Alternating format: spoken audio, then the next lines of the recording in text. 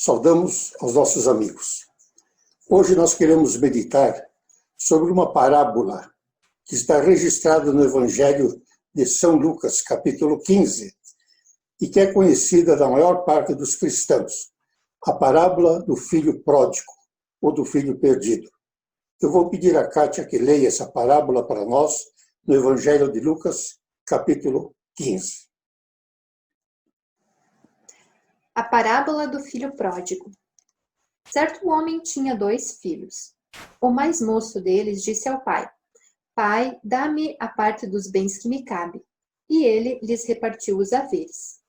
Passado não muitos dias, o filho mais moço, ajuntando tudo o que era seu, partiu para uma terra distante e lá dissipou todos os seus bens, vivendo dissolutamente. Depois de ter consumido tudo, sobreveio àquele país uma grande fome e ele começou a passar necessidade. Então ele foi e se agregou a um dos cidadãos daquela terra, e este o mandou para os seus campos a guardar porcos. Ali desejava ele fartar-se das alfarrobas que os porcos comiam, mas ninguém lhe dava nada. Então, caindo em si, disse: Quantos trabalhadores de meu pai têm pão com fartura, e eu aqui morro de fome. Levantar-me-ei e irei ter com o meu pai e lhe direi: Pai, pequei contra o céu e diante de ti. Já não sou digno de ser chamado teu filho. Trata-me como um dos teus trabalhadores. E levantando-se, foi para seu pai. Vinha ele ainda longe quando seu pai o avistou, e compadecido dele, correndo o abraçou e beijou. E o filho lhe disse: Pai, pequei contra o céu e diante de ti. Já não sou digno de ser chamado teu filho. O pai, porém, disse aos seus servos: Trazei depressa a melhor roupa, vestiu, ponde-lhe um anel no dedo e sandálias nos pés. Trazei também e matai o novilho cevado.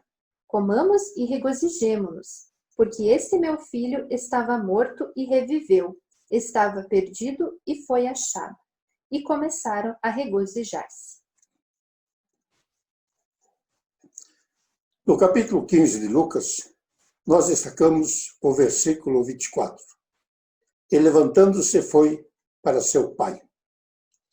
Posso ter minha opinião pessoal em matéria de política, de esporte, de dinheiro e de tantas outras coisas. Mas não posso ter minha opinião pessoal própria a respeito de fé. Religião, ou ela é revelada por Deus, ou é de feitura humana, fabricada. Religião, por exemplo, não significa visitar uma ou outra vez um templo para satisfazer compromissos sociais ou sentir-se invadido por vago sentimentalismo de fundo místico ou religioso, ou acompanhar costumes e tradições relacionados com a igreja, ou crer na existência de um ente supremo e implorar a ajuda dele em momentos de angústia e de dificuldade. Religião significa religar, isto é, unir aquilo que estava separado, o homem e Deus. A religião quer reconduzir o homem a Deus, quer levar o pecador à comunhão com Deus. A religião fala aos perdidos, aos desaprovados, desgarrados, para trazê-los de volta ao seu verdadeiro destino, o lar paterno. Conheces este lar, meu amigo? Já provaste a abençoada comunhão com o Pai Celestial? Sabes o que significa termos um Pai Todo-Poderoso, o Senhor do Universo, que é Senhor de nossas vidas, meigo e carinhoso, Deus de toda misericórdia, que se compadece de nós, que nos protege e que nos toma pelas nossas mãos e nos guia passo a passo na jornada de cada dia, com o qual podemos falar, assim como o filho pode falar com seu pai e sua mãe, expondo-lhe os seus problemas, ao qual podemos apresentar os nossos temores e tudo o que nos preocupa, e a quem podemos confiar nossa alma, nossa vida, nossa família, certos de estarmos seguros e bem guardados no tempo e na eternidade. Repito a pergunta: conheces este lar? É dele que sai um filho, ainda moço, amado por seu pai, objeto do carinho de um pai, o carinho que um pai pode dar. Vemo-lo agora longe do pai, longe dos seus cuidados, longe de suas lágrimas de profundo pesar.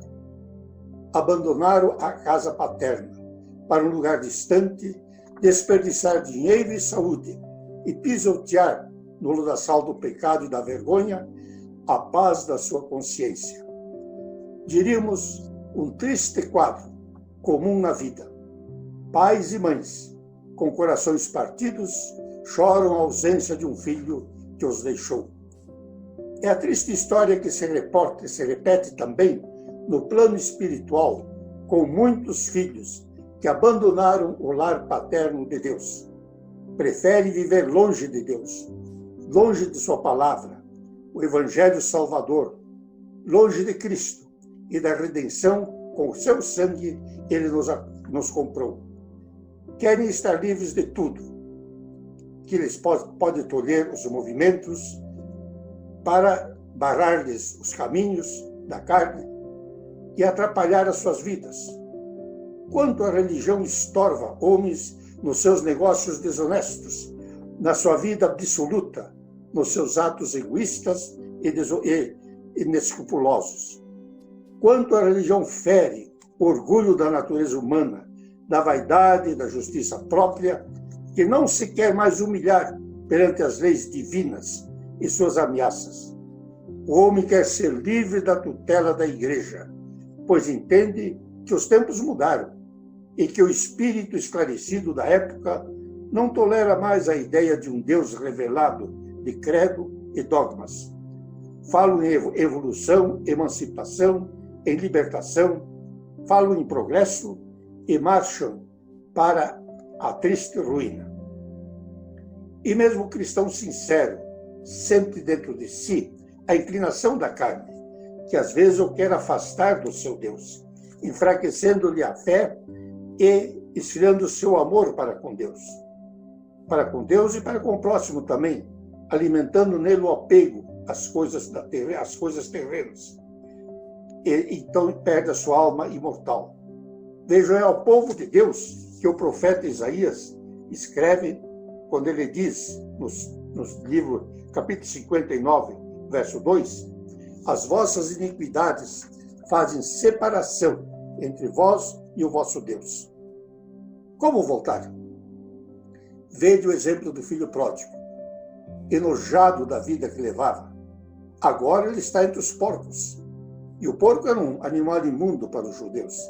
Ele precisa cuidar de porcos e alimentar-se das coisas que os porcos comiam.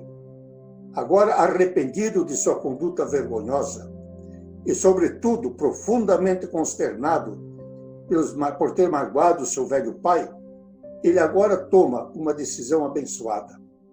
Ele diz: levantar-me-ei, irei ter com meu pai e lhe direi: Pai, pequei contra o céu e diante de ti. Já não sou digno de ser chamado teu filho. Mas não dirá ao filho. Que poderia dizer? Como se desculpar? Com que se justificar? O que prometer? Ele, o mendigo, o ingrato, o revoltoso, o desobediente? Ele, o esbanjador e mísero escravo de suas paixões carnais? Mas também nós não podemos dizer diante de Deus: Pai, pecamos contra ti, esquecemos teu amor para conosco, recompensamos mal a tua bondade e graça, desafiamos a tua santa ira e nada merecemos, senão a condenação eterna. Nós não somos dignos de sermos chamados teus filhos. E mesmo assim, o filho pródigo volta. É coragem? É atrevimento? É leviandade do filho aparecer agora diante do pai, esfarrapado, faminto, um fracassado na vida por culpa própria? Não, nada disso. É outra coisa que o leva para casa, a confiança no amor do Pai. Ele conhecia o Pai, havia experimentado seu carinho e sentido de perto o calor de sua bondade e ternura. Quantas vezes havia encontrado refúgio no grande coração que só um bom pai pode ter.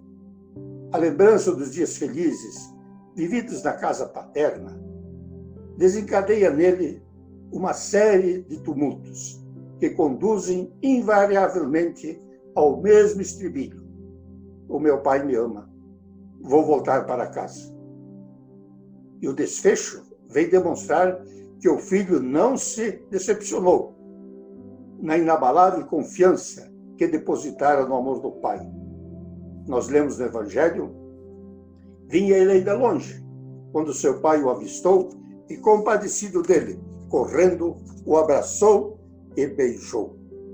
O pai estava à espera do filho, buscando já há muito tempo o filho, na longa estrada da vida, olhando para aquela estrada, para então, de repente, ao reconhecer naquele mendigo esfarrapado, maltrapilho, seu tão amado filho, corre ao seu encontro para abraçá-lo e beijá-lo. Tanto pode o amor. O pai não exige prestação de contas ao filho, junto com a reposição do dinheiro esbanjado.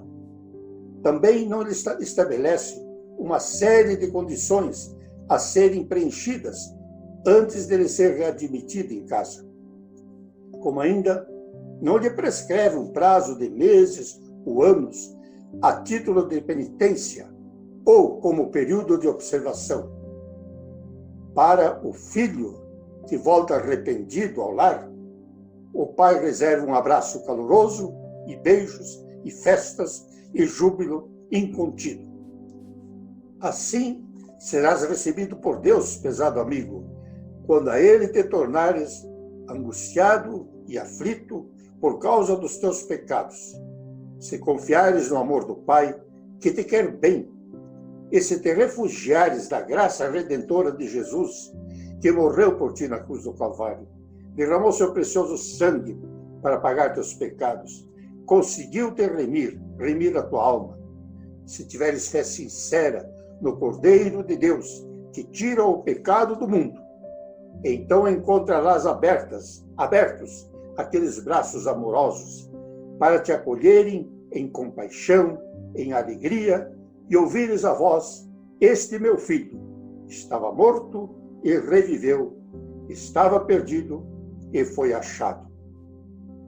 Se estiver alguém entre nós que ainda não encontrou o caminho de volta, então, amigo, por que esperas? O que hesitas? Ouve a voz daquele que convida e diz: tornai-vos para mim, diz o Senhor dos Exércitos, e eu me tornarei para vós. Zacarias 1:3. Ouve a voz que promete, que te garante, a voz de Jesus, em João 6:37, o que vem a mim, de modo nenhum o lançarei fora. Ouve a voz que consola, através do profeta Isaías, capítulo 44, verso 22, onde ele diz: desfaço as tuas transgressões como a névoa, e os teus pecados como a nuvem. Torna-te para mim, porque eu te remi, porque eu te salvei. Amigo, Deus está à tua espera. Seja esta a tua resposta. Tal como estou, um pecador, confiando em teu divino amor, ao teu convite chego aqui, Cordeiro Santo, venho a ti.